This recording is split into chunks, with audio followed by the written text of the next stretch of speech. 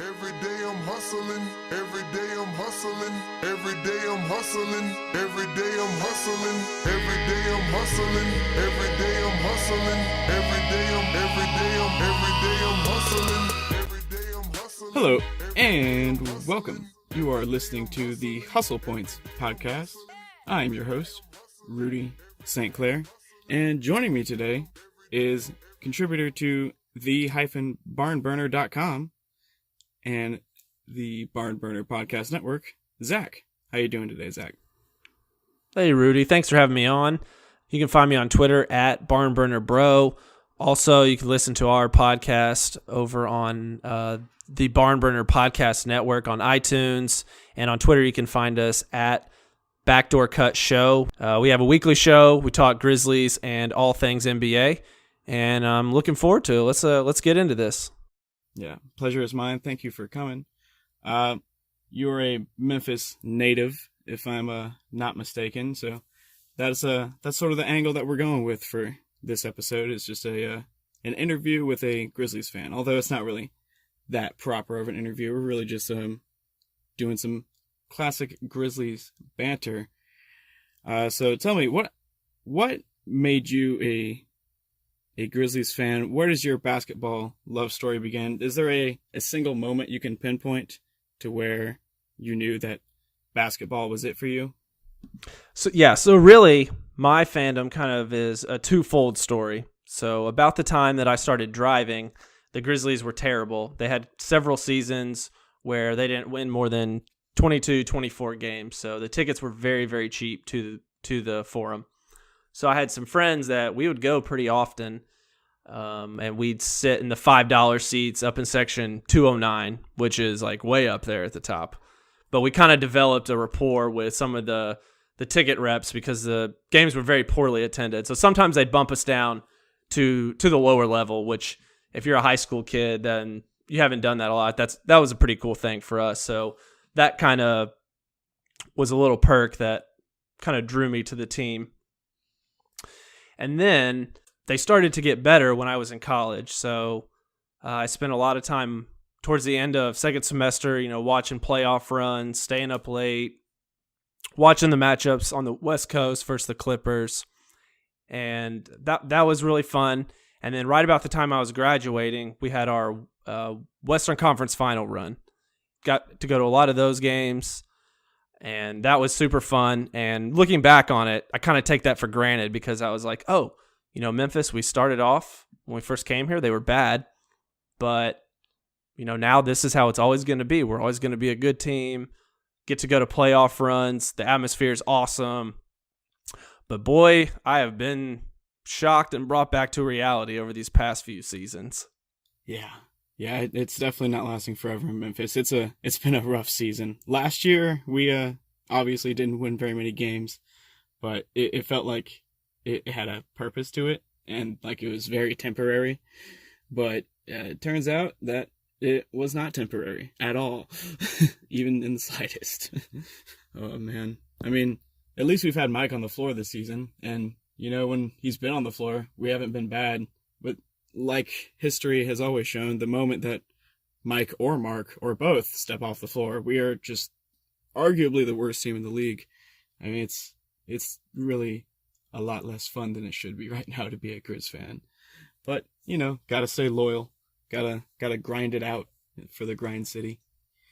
Yeah, and I think that the Grizzlies mean to Memphis a lot more than just a basketball team. I think that the key years of the grit and grind era where the team, actually made its mark in the NBA were key development years for our city as well. A lot of things improved during that time. Thinking about the time where I, got out of college to present day, Memphis has changed drastically in a lot of different areas of town. And I think that the Grizzlies have kind of been the spirit behind a lot of that improvement. Yeah. So it's been a very disappointing year and a half.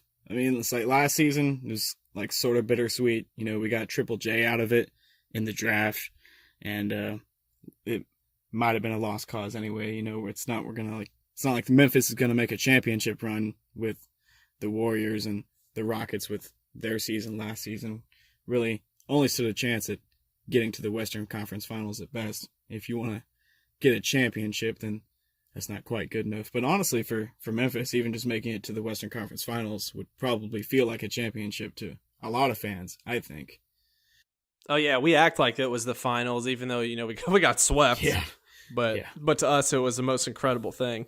Yeah, I'll tell you what, I haven't been to very many playoff games, as I'm not quite as local as you, but I did manage to go and see Kawhi Leonard go and really establish himself as a dominant superstar in Memphis when we won Game 4 and lost Game 6 in 2017. So really got to see the highest point of grit and grind, where we had our final playoff win in the Forum of that era. Obviously we're not making the playoffs this season, and the era is arguably over. And then we got to watch it end in Game 6. But the atmosphere in the Forum during the playoffs is, I've never been to any other NBA arena, much less during the playoffs. But I can't help but feel like the atmosphere in the Forum is something special, because the people in the city, the fans, they all just have the same type of personality that can identify with the team and really call it their own. It's more than just the local sport. I mean, it's the only major pro sport in Memphis, and so the whole city is really behind it, I feel like, from the outside. The first game I ever attended was a Grizzlies game, and although I wasn't a Grizzlies fan at the time, I was actually there to see the visiting team. It was the Chauncey Billups and Nene Nuggets. No mention of Carmelo Anthony. The 09 Nuggets that got robbed by the Lakers in the Western Conference Finals. That team, I was there to see them. And it was a relatively empty stadium. I believe the Grizzlies weren't very good that year. It was one of the 20-something win seasons. And the fan closest to me in the stands, there was only like 2 or 3. We were in the club, so it wasn't the most populated area. He told me, oh yeah, when Memphis came here, everyone was excited to have a pro sports team, especially basketball, because Memphis, the college, is so good at basketball, and it's a pretty good basketball city. But then they show up and they're just not good. Let's go ahead and jump right into the debate/Q&A segment of the show. True or false? The Grizzlies should trade Mike before the trade deadline. Mike Conley, of course.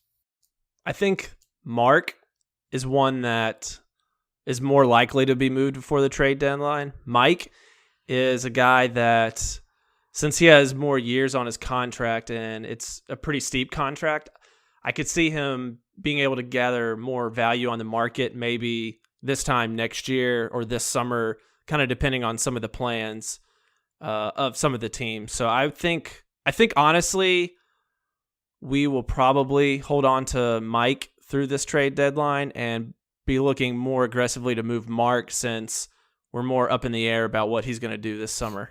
Right. I could definitely agree. I think it's false. I don't believe Mike should be traded before the deadline, nor do I think he will be traded before the deadline. Marc is really the key piece for the Grizz right now in starting this rebuild. But I think for, less basketball and more businessy type of reasons, it could be a good idea for them to get rid of both Mike and Marc on the deadline or roughly near the same time. Maybe not trade them to the same team. I don't think many teams would even want that. But I think for just saying, okay, fans, we're doing this. We're going all in on the tank. Please bear with us. I think that would send the message firmly and clearly to even the most casual fans. It's like, hey, this is over. We have this 19-year-old center who can really be special, and we're looking to add another piece to go along with him, maybe some others. I think getting rid of Mike right now would send that message very clearly. Marc, for me, is almost no question he's going to get traded in the next week, and he has a player option for next year. So I don't think he would opt into Memphis, honestly. I really don't. As much as he has even publicly expressed feeling torn between his loyalty to Memphis and more business and basketball inclined values he might have, I don't think that he would choose to stay in Memphis, even though the contract that he would be getting, roughly $20-something million for one more season in Memphis, would be above market value. I think it's much more likely that he gets traded this week and ends up, hopefully for the team he's getting traded to, ends up re-signing a longer, more money deal, something like a 4-year, $7 million a year type of contract, where he's almost a mid-level exception type of player. Because Marc doesn't warrant $20+ million anymore. It's unfortunate, but he just doesn't. He's not that good anymore. Still incredibly talented, but not a superstar. Yeah, a team that I think would be really interesting, and that kind of with Anthony Davis coming out and saying that fairly publicly that he's trying to get to LA. I thought that Lakers would be a pretty interesting fit for Marc. If you could get him out there and then he could opt out and renegotiate into a cheaper contract, the Lakers would still have plenty of cap space this summer to go ahead and sign a couple of max guys, because they really don't have anyone on their books outside of LeBron for the most part who's got all their money. And I think Marc would be a fine fourth option, holding anchor in defense where he wouldn't have to drive the offense. I think that's a pretty good fit for him at this point in his career. Yeah, I could definitely agree. Plus, playing less minutes is going to extend his career just a little bit. Having less demands of him on the court, going to extend his career a little bit. Overall, I agree with you. The Lakers are a really good destination for Marc, in my opinion. I think even personality-wise, I think he would mesh well with LeBron and whoever LeBron brings in, because LeBron runs the Lakers now. Anthony Davis, man, he really screwed the Grizzlies really hard by requesting this trade. Yeah, I mean, because all those anything that we could have squeezed out of that, as far as like maybe a pick and a young guy like Josh Hart or Brandon Ingram, potentially, that's stuff you have to keep in your back pocket for Anthony Davis, no questions. Yeah, absolutely. I mean, the Lakers are going to put all their chips in the middle of the table here, go all in, and really try to get Anthony Davis, which means that, honestly, it seems kind of unlikely that they're going to settle for Marc Gasol in the next week, unless they could guarantee that he restructures his deal to be something incredibly affordable. But even if they did do that, the Grizzlies just aren't going to get the type of return that they would have gotten in the first place. But even outside of LA, Mike and Marc were arguably just the two most valuable assets on the trade market available until Anthony Davis came out and said that he wants to trade. And that makes Mike and Marc look very insignificant, relatively speaking. Yep, for sure. Next question. Who has more value on the trade market, in your opinion, Mike or Marc? So, kind of a tricky question for me. I think Mike is going to be able to bring you the most return. If you're going to get a first-round pick somehow, some way, it'd be through Mike. I don't think Marc's going to garner that on the open market at this point. Another guy who I think almost has as much value as Marc, maybe even more considering his contract right now, is JaMychal Green. Who plays hard as hell. I mean, he busted his ass against the Bucks. Yep. I recently attended that game. That was a game where he absolutely posterized somebody. I don't know who. I think it might have been Ilyasova. But he hustled so hard that game. Harder than I've ever seen him hustle. And I watch a lot of Grizz games, obviously. But JaMychal Green's definitely a very valuable player. And I agree. I think he's more likely to get the Grizz a first-round pick than Marc. But even so, I would be happy if we could just get a couple second-round picks. Oh, like the ones that we gave away for Justin Holiday like a month ago? Yeah, exactly like that. Man, don't remind me. It's like we gave away 2 picks for Justin Holiday. We said no to 2 picks for Tyreek Evans. And I feel like there's probably another second-round pick in there that I'm forgetting about that we've lost somehow, some way. Yeah, I mean, we had to use one to get Garrett Temple from Sacramento too. Yeah, that's it. That's the one. God, you hear the sadness in my voice. Yeah, we could have like a plethora of them, but instead we're shorthanded. Like, I think the Grizzlies are a perfect team to just take a bunch of flyers on a bunch of second-round guys, let them grow up a little bit along with the Memphis Hustle, our G League team, and to just plug them in as we need to throughout this rebuild. Like, we have a very good situation for young, low ceiling, high floor type of talent. You know, we can raise some prospects to be real serviceable NBA players in our environment, but we just don't have the draft picks to make that happen. And so if we could get any amount of draft picks for JaMychal Green, I'd be ecstatic. Yeah, I think hopefully we move him and Temple. If there's really no reason why we shouldn't. Well, there's no reason why we shouldn't have traded Tyreek Evans either, but Chris Wallace screwed us on that too. Good point. I don't have a lot of faith in the Grizzlies front office. It's like I should theoretically, as a fan, have some blind faith in our front office, but I just don't. We don't have the track record for it. The first move where the red flags got thrown up for me and the Grizzlies front office was when we decided not to bring back Zach and Tony. I understand the reasoning behind it. I just don't agree with it. Do you still have faith in Chris Wallace? Not particularly, no. See, so after this summer, I was like, okay, I like the roster makeup. Kyle Anderson, I still think Kyle Anderson, that was a good signing. He's a good piece. I was happy to have Temple at first. Mac really surprised in like the first month, and then he showed he just reverted back to the player that he actually is, which is like the 3 assist guy, bad assist to turnover ratio. The Orlando Magic in assist in season. 3.9, I think. I think everyone knows that fact about him. He's going to go down in history for the 2018 Magic assist leader. Yeah, but outside of that, getting guys like Deonta Davis and just all the other people that we've drafted has been very, very discouraging. Yeah.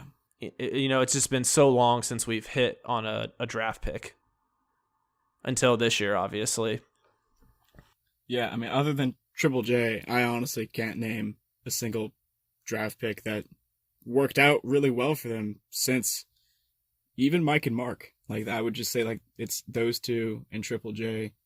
Who else has really panned out well for us? I mean, Rudy Gay walked. Yeah, guys like Deonta Davis is. Yeah, no one like this side of 2010, really. I think that's kind of like a defining moment of terrible draft picks.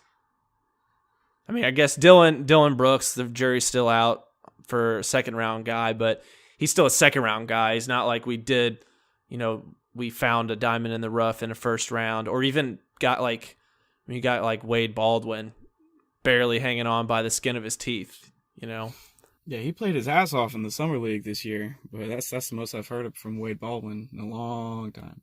Yeah, so I would say not particularly. I'm glad we got Triple J right, but when you have such a deep draft like we did this year and you have the 4th pick, then you should. I mean, there's several other guys we could have gotten and we still would have done well. So not as well, but been considered maybe a success. So it's hard to have too much faith, definitely. Yeah. I mean, in hindsight, I just wish that we sold the whole farm to get the 3rd pick from Atlanta and to get Doncic. Like, I love Triple J, make no mistake, but Doncic is already entering the realm of superstar. And that would have been huge for a city like Memphis, which could use the press that a guy like Doncic brings to you. But obviously that didn't happen. We could go on about hypothetical history all day, but we're not gonna. Yeah, savvy move by the Mavs. Sorry, Atlanta. Sure. Even though they got a million first round draft picks now. Yeah, I mean, plus the draft pick that they sold in exchange for the Trae Young Doncic swap is this upcoming draft class, and it's one of the weakest that we've seen, allegedly, probably since the lockout season. Let's fill in the blank. Mike and Marc's celebratory embrace and post-game smooch was blank. I'm going to go with nostalgic.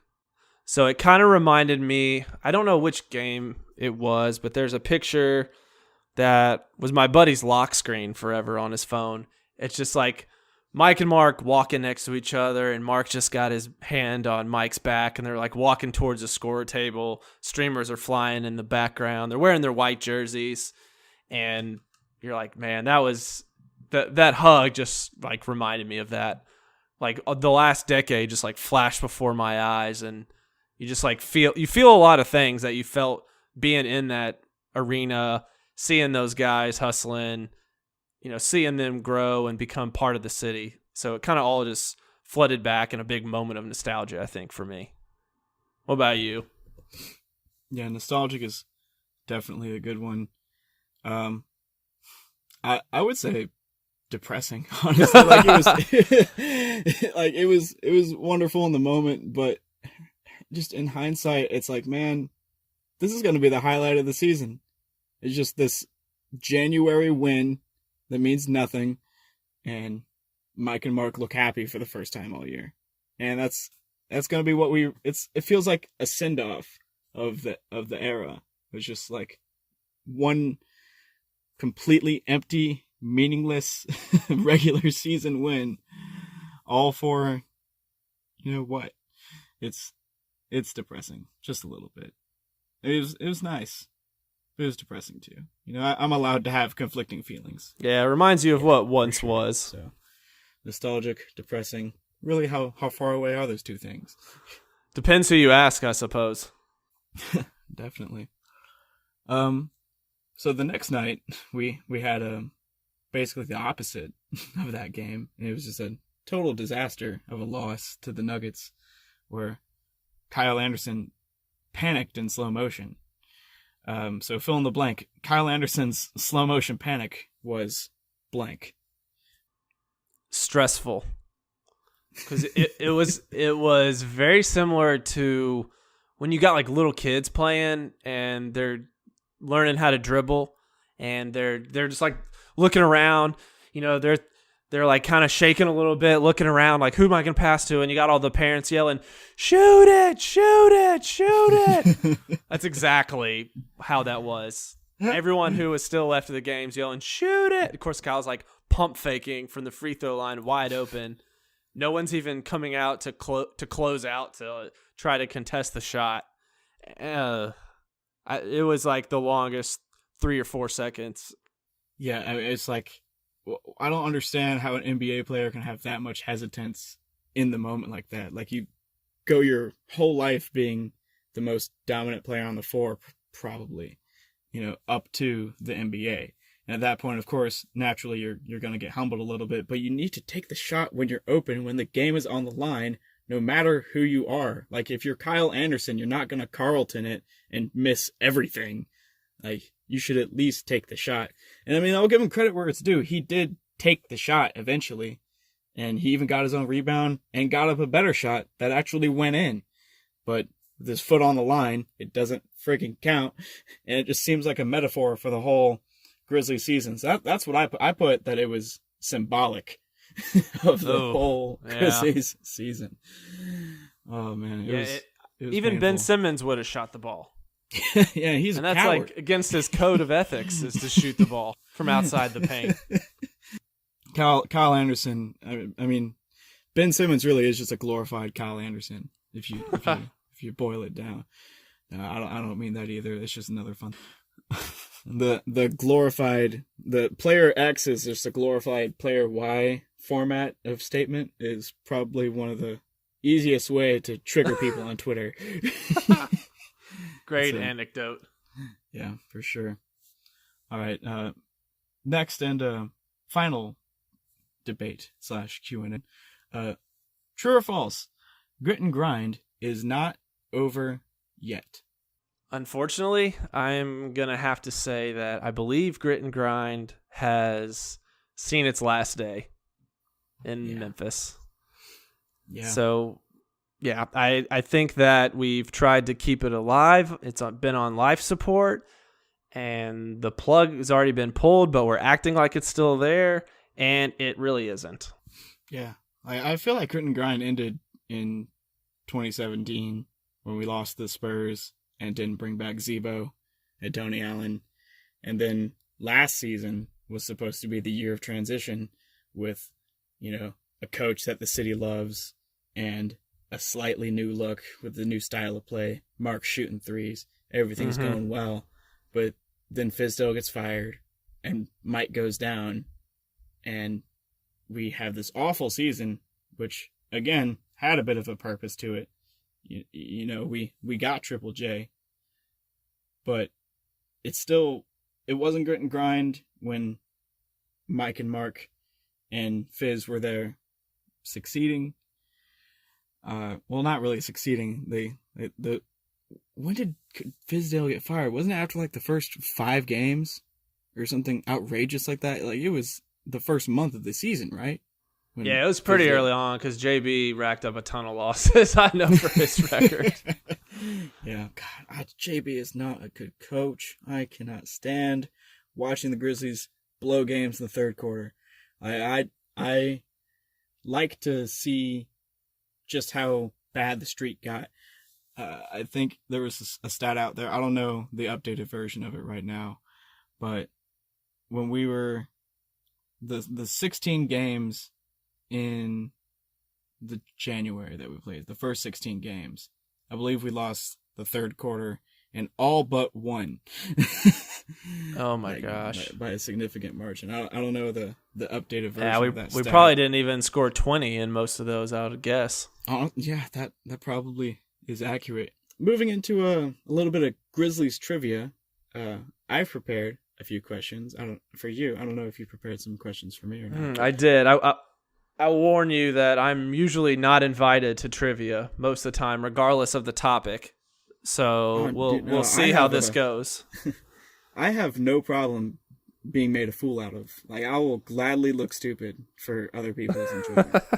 I will happily expose myself for the fake fan that I am. I actually don't even like basketball. I've never even watched a game. All right, so you want to do a back and forth? I'll tell you what. I'll let you go first. Okay. We'll start with a slower one. Who's the first Memphis Grizzly to be selected to the All-Star game? I want to say Mike Conley as a joke. Wah, wah. I'll say Marc. I think it's wrong. His brother, Powell. In 05-06, Powell was the first Memphis Grizzly to be selected to an All-Star game. Yeah, that makes the most sense. I didn't know he made an All-Star game as a Grizzly. Yeah. I thought they were all contained to the Lakers. Was he with Chicago when he and Marc tipped off against each other? Oh, yeah. I only have such a vague memory of that. If you're keeping track at home, the score is 0-0, and I have 1x if you're keeping track of the score Family Feud style.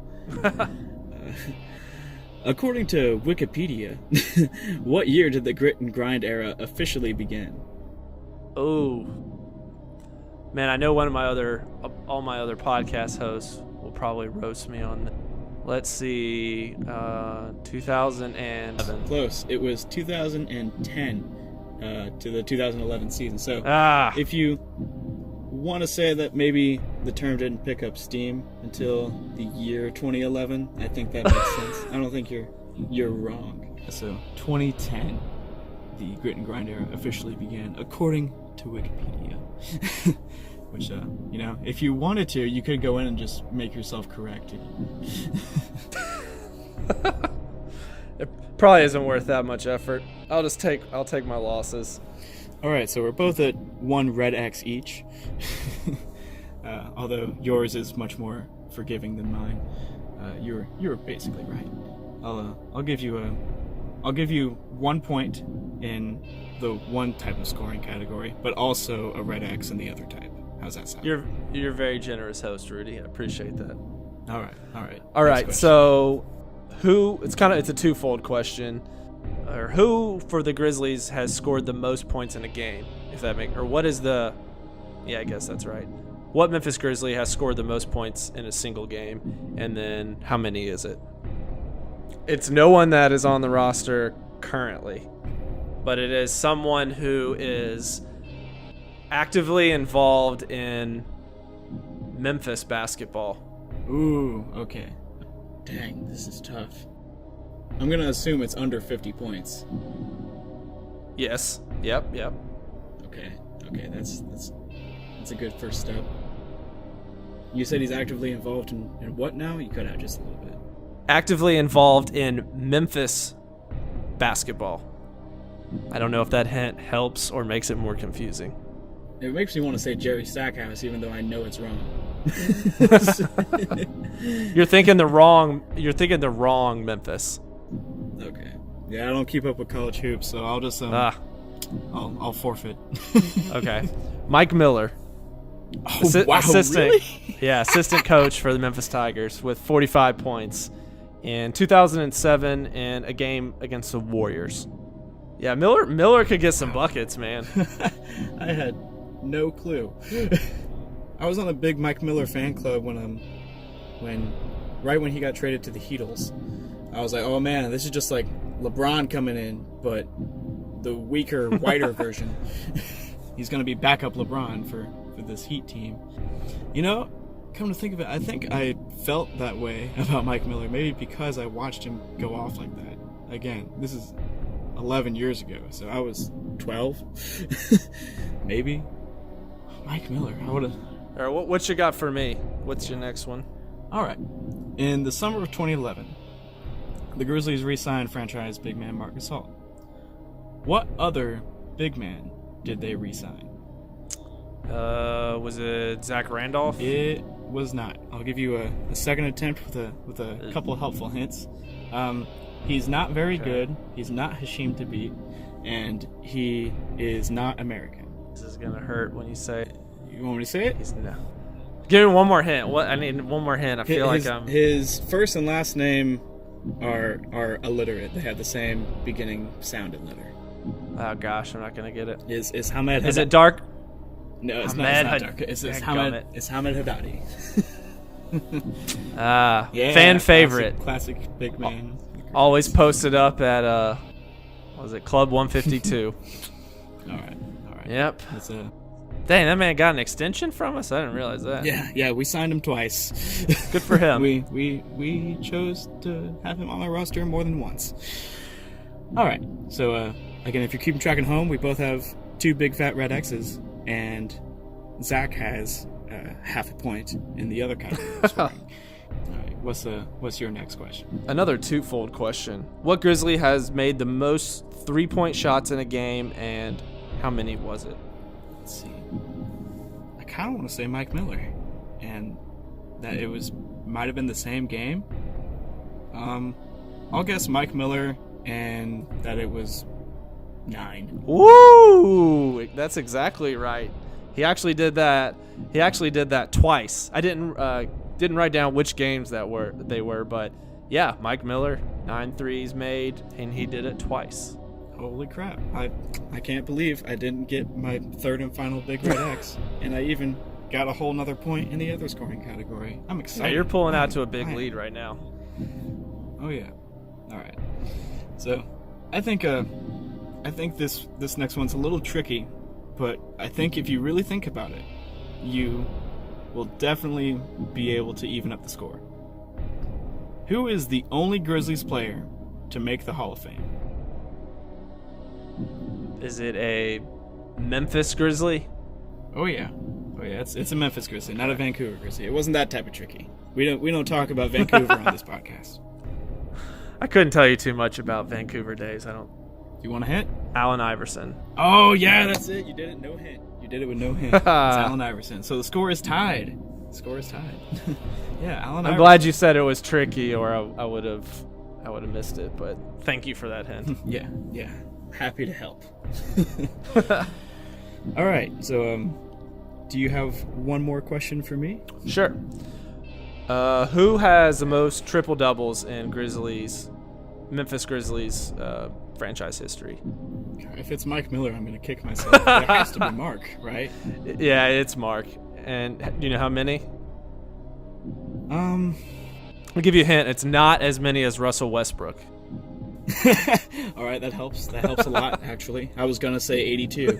No, no. I'll throw out let's give it a Mike Conley. Let's say 11. 5.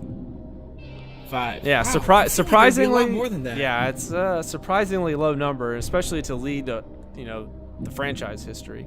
Powell was second. He only had 2. I mean, we never had anyone drop a 50-piece, so why would we get triple doubles? I don't know. One day. I mean, with all these shots going up this season, maybe next season we'll stop playing so slow and get some random dude a 50-point game. I feel like the Grizzlies are probably the best contender for your random team with some random player to drop 50 at some random meaningless time. Like, the old Mo Williams for the Timberwolves type of 50-point game. Oh, absolutely. The Grizzlies are ripe to be the team that the random role player goes off on. Mm-hmm. Always. Yeah, if it wasn't going to be OJ Mayo, I don't know who it was going to be, though. Oh, man. All right. Last one. Who are the top 5 Grizzlies all-time scorers? This is a difficult question, I know, but at the same time, I feel like when you actually learn the answer, it's going to seem easy. Okay, let's see. Marc Gasol. Correct. Pau Gasol. Correct. Mike Conley. Correct. Probably Mike Miller. No. So I got 3. Shane Battier. No Shane Battier. Rudy Gay. Rudy Gay is indeed on there. I'll give you 3 more guesses. Okay, OJ Mayo. OJ Mayo is Not on there. Zebo. Zebo is on the list. There we go. Round it out. There you go. Whew, that did take me a lot of guesses, though. Nah, not too many. If this was another show, we could have gotten in many, many, many more guesses and just not kept score and been savages about it. But we like to keep things official. All right, let's just call it a wrap. Anything else you want to shout out before we close out the show? Nah, just check out the-barnburner.com. Also, you can find me on Twitter at barnburnerbro, and just wrote something on there about the Grizzlies and what we need to do in order to convey the lottery pick and kind of how that sits and with our odds and all that kind of math stuff on the site. All right. Well, thank you for coming on. I really appreciate having your time, man. Absolutely, Rudy. Appreciate it.